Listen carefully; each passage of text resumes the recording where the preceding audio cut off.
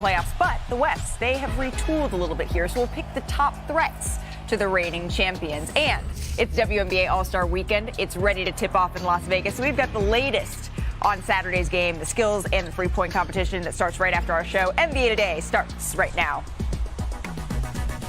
Welcome into NBA Today. Happy Friday, everybody. I'm Malika Andrews, and it's hard to believe it's been about 2 weeks since the official start of free agency, but there's still plenty of questions that have yet to be answered heading into next season. Luckily, we have the man with all the answers with us, senior NBA insider Adrian Wojnarowski. Woj, always good to have you with us. Let's start right here with Damian Lillard, because it's hard to believe that it was earlier this week that general manager Joe Cronin, he said that it could take months before we see this resolved. What's the latest with Dame? Malika, and that's right. It could take months. It could take weeks. I think the absence of a real deadline lurking on a Damian Lillard trade. There's no trade deadline coming. There's no NBA draft. There's no July 1 free agency about to start. All those landmarks in the NBA calendar, give teams motivation and give them parameters to get big deals done. The next real deadline for any of these teams is the start of training camp in late September. And so I think for the Portland Trail Blazers, they don't want to rush into what they consider to be a bad deal. The Miami Heat, the team that is most motivated to try to trade for Damian Lillard, where Damian Lillard wants to end up, they don't want to be in a situation where they're bidding against themselves right now. They look out into the marketplace. They see teams that are They know that the market does not love the idea of paying Damian Lillard a $60 million average at 35 and 36 years old, the last 2 years of that deal. If this was a contract with 2 years left, it would be different perhaps. So there's no rush for either side to be real aggressive in their conversations with each other. And I think for Portland, they're motivated to wait this out and continue to see how do we get the most back for Damian Lillard. They don't see it as moving quickly on a deal unless Miami came with all of their assets. What they're able to trade for Damian Lillard.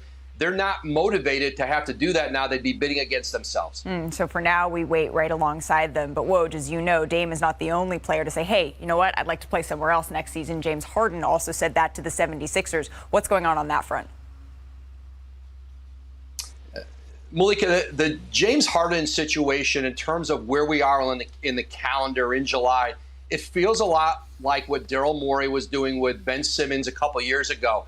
His asking price is exorbitant. Teams are not engaging the Sixers with the kind of asks that Daryl Morey is asking for James Harden. And so that's where Daryl Morey always starts in trade talks, really high. And then over time, perhaps, you work him back down. But like Ben Simmons, I think there's hope on the Sixers side that eventually, at some point, they can get James Harden on board about being in Philadelphia in the last year of this deal, this opt-in that he did at $35.5 million. Now, they may get to training camp, and it may look different to Philly. They may have a James Harden who's not as enthusiastic about his return as they are. And then maybe they get more serious about it. But right now, I think the Harden talks, like Lillard, are going to linger into the summer. Very, very interesting. Okay, Woj, before we let you go, let's check in on the Boston Celtics, because they've been eligible to sign All-NBA forward Jaylen Brown to a max extension for, about 2 weeks now, and yet we haven't seen that deal come to fruition, at least not yet. What's going on there? It's going to take more time. Jaylen Brown, Jason Glushon, his agent, they've been talking with Brad Stevens, with Boston. Jaylen Brown is leaving the country on Players Association business for a period of time. They're expected to re-engage again when he gets back. They have time to get this done. This is a deal that would be the richest extension, the richest contract in NBA history. It could be worth up to $304 million. In the final year of that deal, Jaylen Brown would be making almost $70 million. And remember, when you're negotiating contracts, it isn't just hey, are we going to give him the full amount? Is he going to get the max number? There are trade kickers potentially that could be in a deal, player option years in a deal, payment schedule. So there's a number of other things that go beyond just the max, the super max that Jaylen Brown is eligible for. I think these sides will continue to talk, and they have a lot of runway this summer to get to a deal. I seem to be sensing a theme for all three teams, for all three guys here, Woj. We're in no rush. It'll get done when it gets done. Adrian Wojnarowski, as always, thank you for spending some time with us right here on NBA Thanks, Today. So here's what the Celtics could be looking at if Jaylen Brown signs that 5-year max, as Woj mentioned, worth up to $304 million here. Jason Tatum, he's in the books for 3 more years with a player option in the last season. And then, hey, look, it's Kristaps Porzingis. He just signed that 2-year, $60 million extension. So let's dive a little bit deeper into the offseason here and beyond, welcoming in our NBA champion, Kendrick Perkins, senior NBA insider, our writer, Brian Windhorst. So Woj, he just caught us up on all the headline stories from around the league as we get towards the end of July here. But I just want to take a look at a couple more outstanding questions that you all have, because I'm sure everybody who's watching us at home has a lot of similar questions here. I want to start, Brian, in Boston. Yeah, I think the Celtics, other than the deal that the Suns made for Bradley Beal, the Celtics have had the biggest offseason move among the contending teams.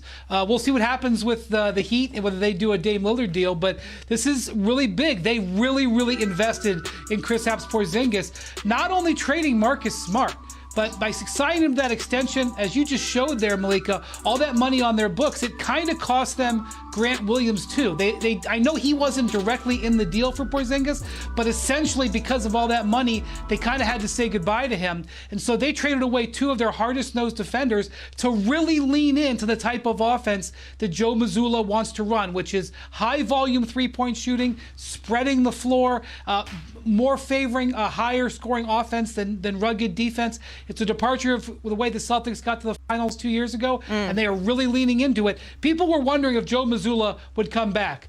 That was ridiculous because Brad Stevens is a big believer in him, and he's just made the most significant move since he's been team president in investing in Porzingis and changing the makeup of the Celtics. Are we going to call, Brian, are we calling this a big 3? Are we calling Porzingis, Jaylen Brown if he's back, and Jason Tatum? Well, Perk, I mean, if they win 58 games, maybe they're a big 3. Right. But I can't, I'm not there yet. We're going to just pump the brakes on that one. Well, how about this one? It's been a minute, Perk, since we've had a chance to crunch some numbers with you. What about a percentage chance here? Do you think that new big 3, if we're calling them that, in Boston is going to be able to deliver? What's the percentage chance? You know what? I'm not going to disrespect them because they still have one of the best players in the world on their squad, and Jason Tatum, who did average 30, first time in franchise history for a player to average 30 in the regular season.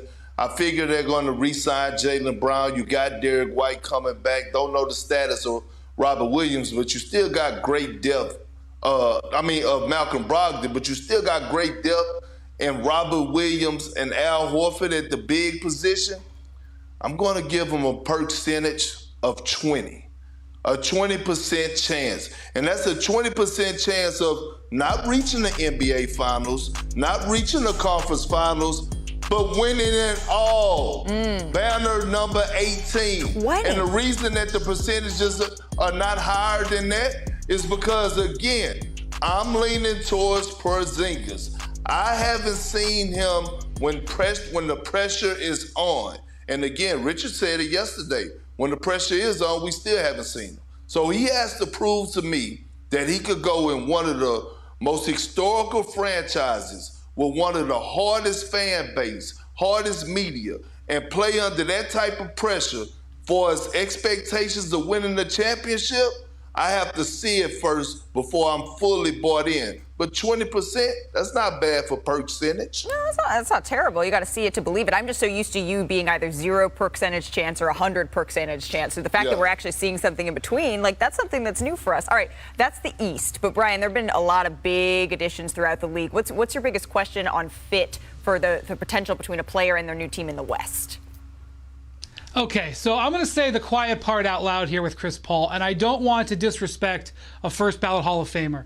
But the reason why the Warriors did the Chris Paul deal, number one, was it was a salary dump. It was getting Jordan Poole off of their books so they could create long-term money to re-sign Draymond Green and hopefully Klay Thompson. They didn't do this deal because it was a good fit. Now, granted, they have long needed a guy to supplement Steph Curry at the point guard position. And I'm also going to tell you that I was convinced that when Chris Paul went to Houston all those years ago that it wouldn't work with James Harden. And he proved everybody wrong, that he found a way to make it work. Yeah. I don't love this fit because the way Chris Paul plays isn't the way the Warriors play. I think it was a money-based decision, but I will give them an opportunity for these Hall of Famers to work. But I think that that's really the basis of the reason they made the move. Well, and then there's the question of, and I know, who starts is not necessarily as important as who closes, but you heard Chris Paul say that those conversations haven't necessarily been had yet. You heard Mark Spears reporting that he's going to start for the first 5 minutes of a game and then lead the second unit. That felt a little bit like the Lakers tried to do that with Russell Westbrook. That didn't really work. Obviously, we're talking about a completely different player, a completely different fit. But Perk, if we're talking percentages here, what's the percentage chance you give Chris Paul to helping Golden State back to the finals?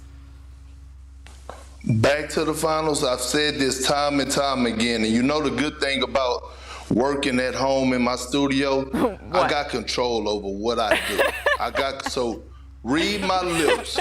I give them a 1% chance. 1% chance. And it's not because of the addition of Chris Paul. It's because of Steph Curry. Anytime he's in, there we go. Anytime he's on the team and in the series, guess what's going to happen, Malika? He have historical moments. So as bad as I want to give them a 0, just because of Steph and the way that he's able to dominate, I'm going to give them a 1% chance. But it's 4 teams in the Western Conference that I have ahead of them. The Denver Nuggets, the Los Angeles Lakers, the Sacramento Kings, and the Phoenix Suns in no particular order. That's why I give them a 1 chance. 1% chance. Truly, Kendrick Perkins, working with you is a joy, and Director Perk is one of my favorite versions of you. Brian, let's get back on track. Just one more unknown that we should be paying a little bit closer attention to. Not necessarily a Kendrick Perkins read your lips type of situation here. I don't know what you're talking about, Malika. I'm in a gym right now. I can't do what Perk just did. This is a gym attached to my house. Very real, yes. Okay, let's just be clear. Yes. We have a couple of star players who had knee surgery this offseason. Kawhi Leonard and Giannis Antetokounmpo both had what their teams qualified as minor knee surgery. Now, I am a big believer over the course of 20 years covering the NBA. There's no such thing as minor knee surgery. Perk had major knee surgery. He can talk to you about major knee surgery, but especially with Kawhi Leonard, with all the issues that he's had with his knee, the Clippers have said it's an 8-week injury. Right. How can I possibly know what a timeline is going to be for Kawhi Leonard after what we've seen? So I know it doesn't matter how they feel the first week of training camp. It matters way later. But obviously, I got to see how those guys come back off those off-season procedures. Yeah, because even something that's minor, especially as we've seen in the case of Kawhi Leonard, can become something way more major than even we expected. All right, is this how we're supposed to do it, Perk? Get close. Read my lips. Still to come on NBA Today. The Nuggets, they're the favorites in the West. But who is the biggest threat to them running it back? And why Perk says it's not the Golden State Warriors. Well, All-star. Let's go. It's been an all-star start to the career of Aaliyah Boston. This is something that I've dreamt of for years. She is unstoppable. Young, it's a 3. They can't guard me. They can't guard me. They can't guard you. Her game has been sick. The Chelsea Gray gets in her bag. It's over. Brianna Stewart. There is no defense for that. Put that on the highlight reel. What can she not do? Yeah, She put on a show.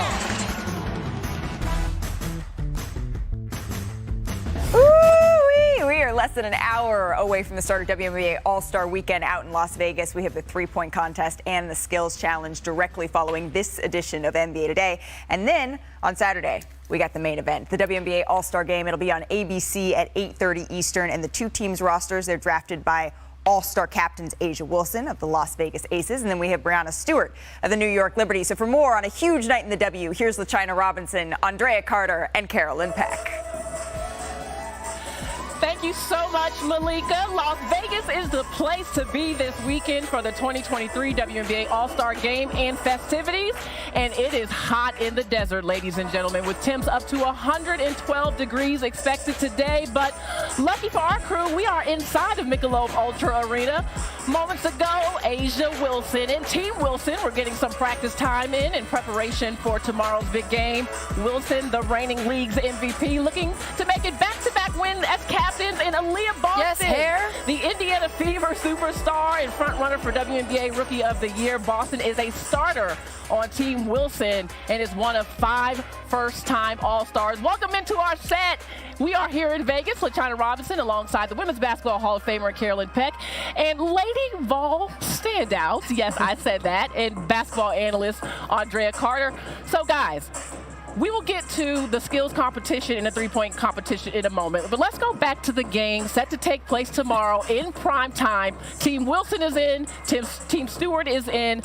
Drea, I will start with you. Give me a player from each team that you think could make a difference if they're going to win. Well, I'm going to go with 2 players that I watched this season calling their games go on heaters and put up big numbers. And it starts with DeWanna Bonner. I was there courtside when she put up 41 points on the reigning champion Las Vegas Aces. She has been lights out shooting with incredible confidence from beyond the three-point line. Since that Vegas game, she's averaging 21 points per game on 45% from beyond the arc. She could make a big impact today. And then Satu Sabali, watched her put up 27 and 15 against the Washington Mystics. The Mystics were a little undermanned, but you could not take anything away from Satu's high motor, how fast she plays, the energy she plays with in an all-star game like this. That can make a big impact as well. Well, the 2 players that I'm looking at are on the same team, and one of which is Chelsea Gray. Remember, she got snubbed last year. Well, that was really igniting the fire for the rest of the season.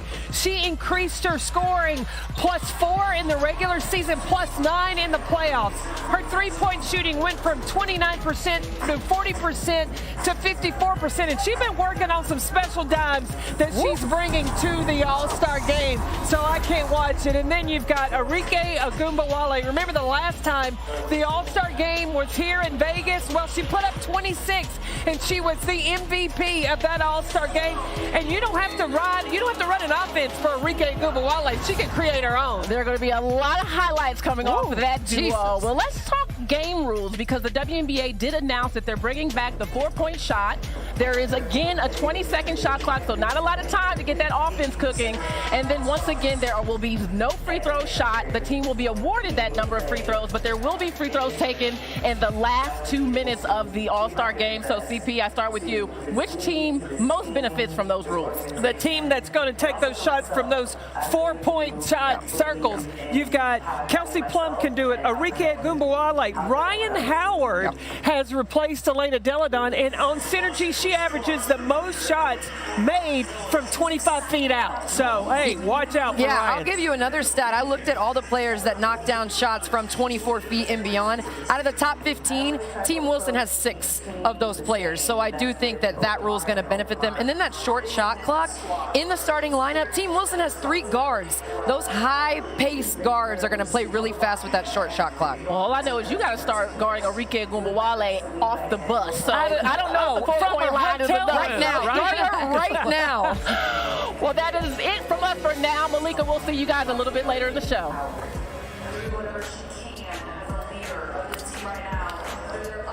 LaChina, thank you. We'll be back with you in just a little bit. Still to come on NBA Today. The Nuggets, they run the West, we know, in the NBA. But several teams, they made some major offseason moves. So who's the biggest threat to the reigning champs? We discuss. Plus, James Harden still in Philadelphia. But how would he look in Los Angeles? I mean, what if the Clippers made a little move here? Would Harden make them contenders? Interesting. And today.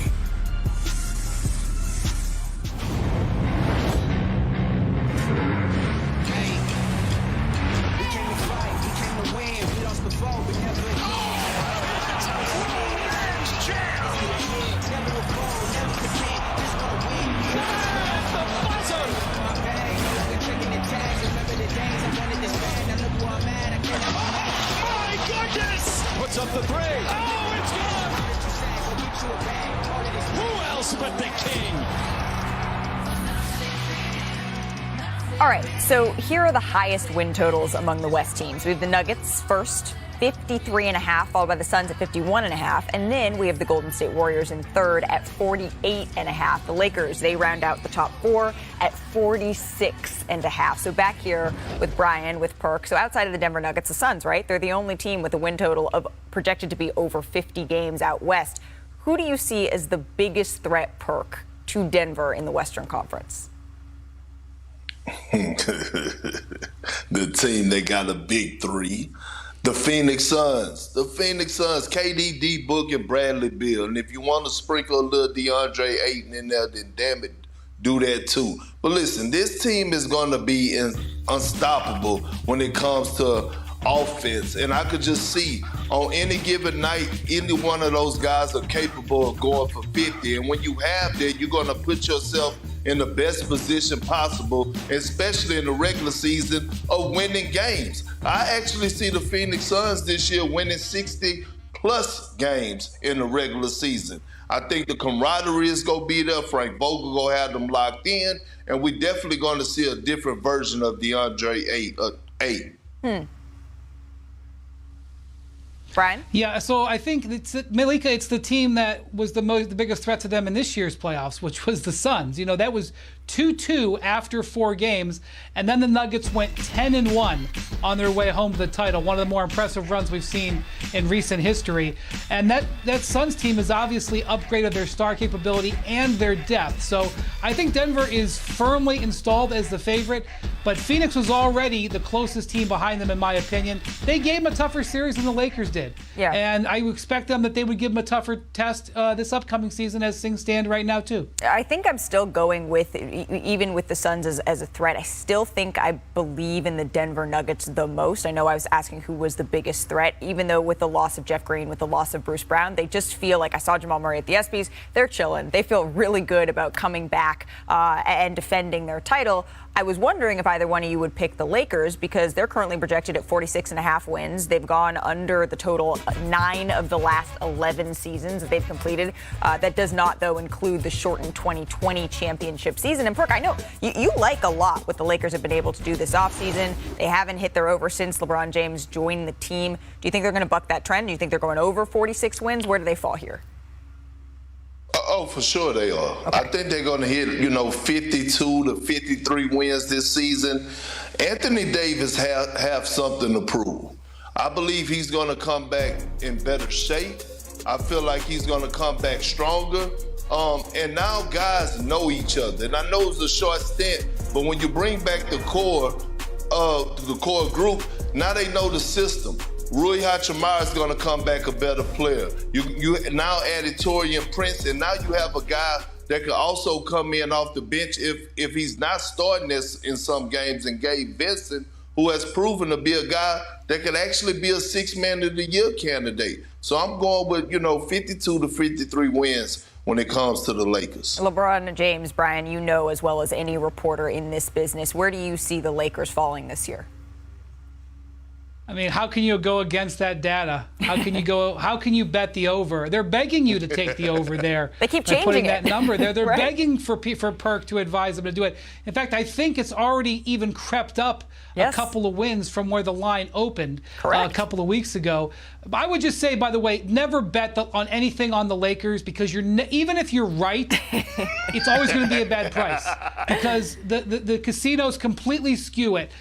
What these totals, and it's not just the Lakers, what these totals are reflective of is what the sports books perceive as a high parity Western Conference. The Lakers can be a much improved team than they were from a year ago and still only go 46 and 36, because there's going to be so much more competition. The Houston Rockets, who were, a speed bump throughout all last season, they're going to win a lot more games this year. They've improved drastically. The Spurs, you played the Rockets and the Spurs, you could pencil in 3 or 4 wins on your totals. That's not going to be the case this year. Wembanyama is going to help them. The bottom is going to raise up a little bit. So I can both agree. I can both say that the Lakers are going to stick on the under, and say that they'll still be a contender for the West. Those things can both be true. By the way, you're right, Brian. I think something to the tune of 43 3.5 wins is what the Lakers opened at. And then everyone said, nope, over. And the line has already moved up. So we'll see if it continues to move there. The Lakers, their win total is out. The majority of the win totals are out. But there are 4 teams that are not. I bet you can guess. The Blazers, the Heat, the Nets. And why would that be? Well, the Dame Lillard, James Harden effect, right? Can't know exactly how many games those teams are going to win if a major domino could fall. A player like James Harden could potentially raise the ceiling for a team like, I don't know, the Clippers. So, Perk, do you think the Clippers need James Harden to be true contenders here? I don't. And here's why. And if I'm James Harden, why would I want to go to the Clippers? The Clippers were eye candy for James Harden and attractive before they re-signed Russell Westbrook. And now all of a sudden I'm starting to look at it, and James Harden was a little disappointed last year with his role, and he averaged 20 and 10.5 assists, led the league in assists. So I don't know what James Harden want, but if he go to the Clippers, I feel like for himself, he would be in a worse situation than he would be far as playing alongside Joel Embiid and Tyrese Maxey. So if I'm the Clippers, since they re-signed Russell Westbrook, I'm not big on getting James Harden. And if I'm James Harden, I'm not big on getting traded to the Clippers. Well, and we saw the connection, the two-man game between James Harden and Joel Embiid on full display. When you think of the Clippers, Russ, I'm not sure how much, playing alongside each other, if that would work. Brian, what do you think? Yeah, I think they absolutely should try to get James Harden. I think they will continue to try to get him. And here's why. They need more because they haven't been able to keep their guys healthy. And there's so many times over the last 3 years where I thought the Clippers were finally going to do it, including this year, Malika, when I watched Kawhi dominate Game 1 against the Suns and Ty Lue put out a great game plan. I was like, man, the Clippers might do this. They might make a run here. Bam, Kawhi gets hurt again. They need the star redundancy. And they don't have a choice of like 7 different guys to trade for. This is a guy I think that they can get. And Russ is just going to have to deal with it if they get James Harden. Russ is at a point in his career where he's going to have to fit into a role. I think he understands that. He just took a $35 million pay cut, for a $30-some million pay cut from last year to this year. The reason he did is he's not the same player as he was on his last contract. I'm not as worried about that. I'm worried about can the Clippers stay healthy and have Harden as a complement instead of a fill-in for one of those guys. Perk, you look perplexed. But Wendy, I disagree just a little bit because remember the roller coaster that the Lakers were on last year when they asked Russ to buy into a lesser role, and then all of a sudden he go into the Clippers, and now he was able to be the Russ of old. So I don't know if Russ has fully bought into saying just because his paper then got cut short, I don't know if his mindset is there to say, you know what, I'm going to take a lesser role and sacrifice for the betterment of the team. But I think many people would agree that having James Harden at this stage of their careers is more valuable than having Russell Westbrook. And however he wants to handle that is fine. But I think that's why the Clippers are trying to investigate, trying to make something like this happen. They also have kicked the tires on Dame Lillard. I don't think that they're in the driver's seat there, but they've sniffed around Dame Lillard and definitely shown interest in Harden because I think they know that they need the upward mobility that Harden can give them that they can't necessarily get with Russ. Well, particularly as the Western Conference has gotten tougher, and we know that Ballmer, he came here, he built this team along with everyone in the Clippers front office to win, and because of health and various reasons, that hasn't happened yet. But as Woj reported earlier, this is a process, especially with James Harden, that we could see playing out for several weeks. Oh, Max! With maximum effort. Rolls one up in the air. Smith caught it for the win. An improbable Summer League opening victory. Well, he just got a welcome to the NBA moment right there. Oh, man! He gave them all that smoke. Looked at his wrist. He got time today.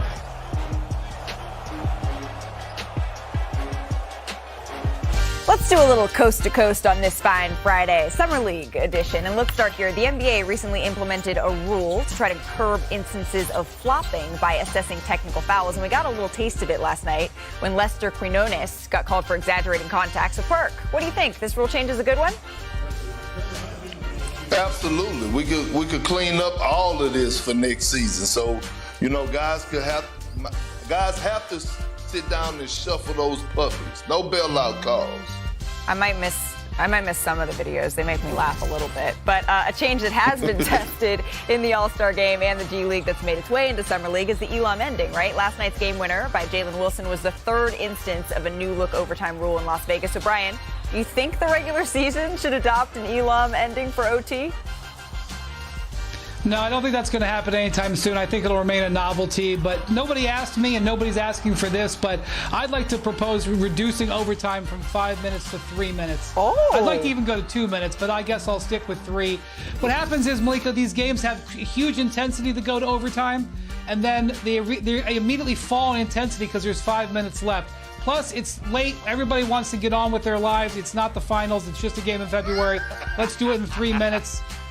Unfortunately, we're going to have to wait because it was not adopted this year. I love it. Well, a rookie who stole the spotlight last night was the Rockets' first-round pick, Cam Whitmore. The rookie forward had 26 points, tied a Summer League record with 8 steals. So maybe making teams regretting passing him up a little bit on draft night. Today, we'll have an NBA 2K24 Summer League quadruple header for you. It starts at 5 o'clock Eastern on ESPN2. And then we're going to head over to ESPN for the final 3 games of the night. But Perk, Summer League, it's entering its final stretch this weekend, so there's no better time than to do a big list for you, Big Perk. So can you please run through Big Perk's big list of rookies to watch here? Let's get it going.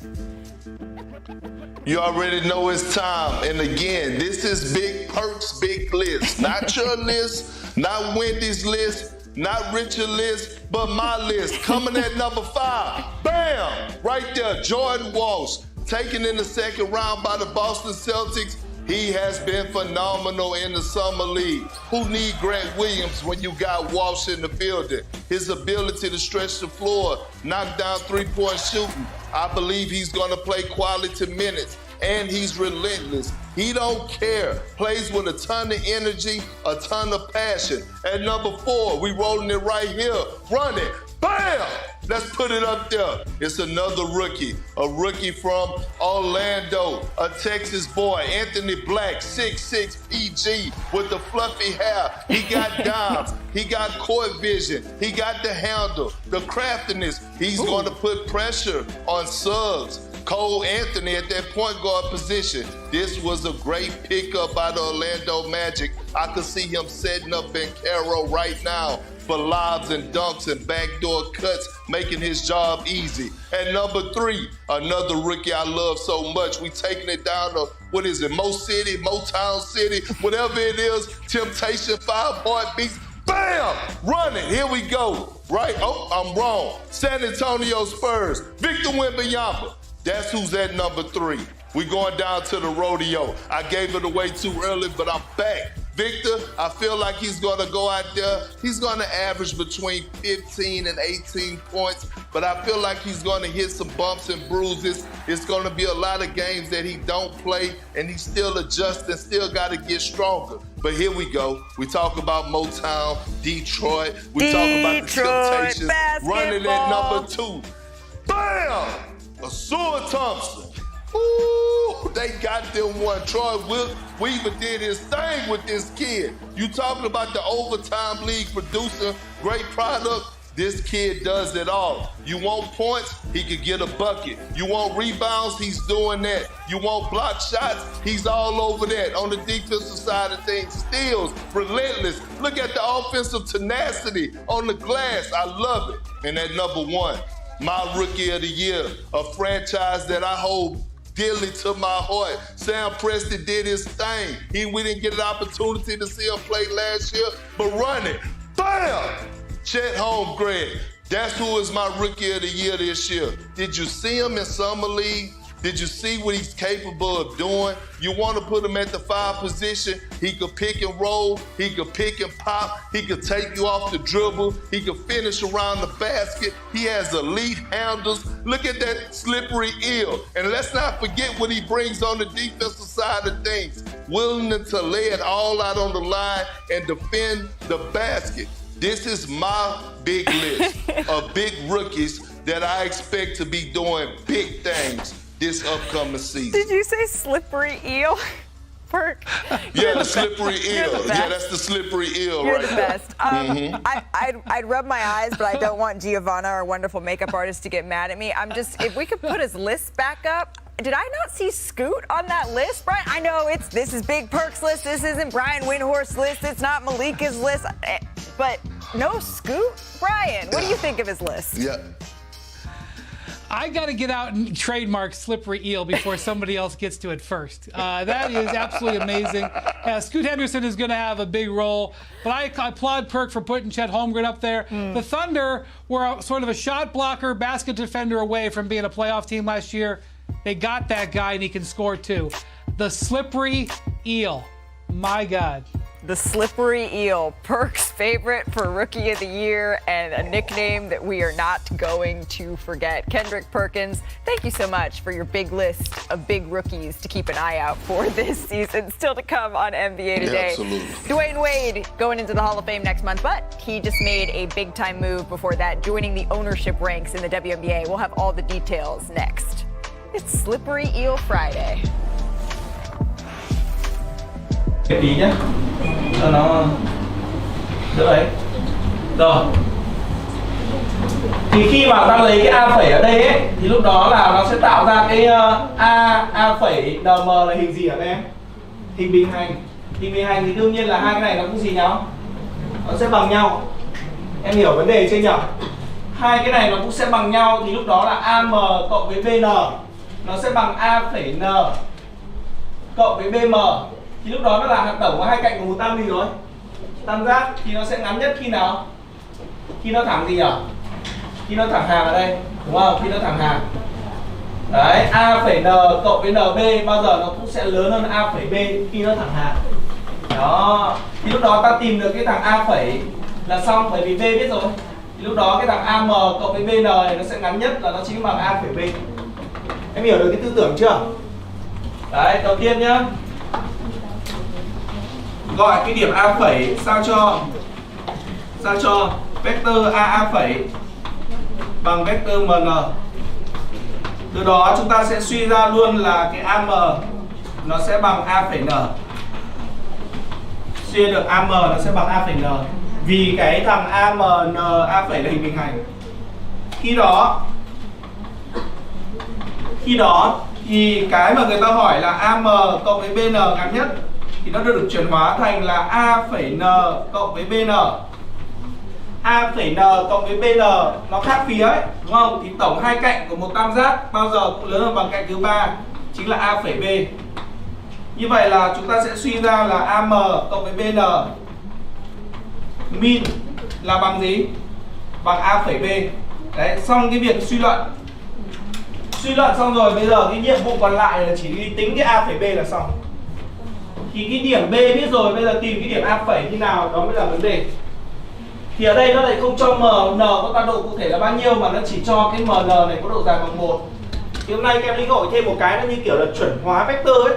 Một vector khi chia cho cái độ lớn của vector đó, nó sẽ tạo ra một vector có độ lớn bằng mấy? Bằng 1 đấy. Thì bạn nào được học về cái đường phân giác thì cũng đã từng được dạy rồi này. Trong không gian chẳng hạn như các em muốn lập cái phương trình đường phân giác của hai cái đường thẳng delta 1 và đường thẳng delta 2 ấy. Lập cái đường phân giác trong không gian này là tương đối là khó. Thì lúc đó chúng ta sẽ dùng một cái tính chất rất là hay. Đó là cái này nó sẽ có cái vector chỉ phương là U mấy? U1. Cái thằng này nó sẽ có vector chỉ phương là U mấy? U2. Vector chỉ phương thì cái độ lớn của nó chưa bằng 1. Nhưng mà khi mà chúng ta chuẩn hóa vector là ta lấy cái U1 này mà ta chia cho đúng cái độ lớn của U1 thì nó sẽ tạo ra một cái vector đơn vị. Nó sẽ tạo ra vector đơn vị.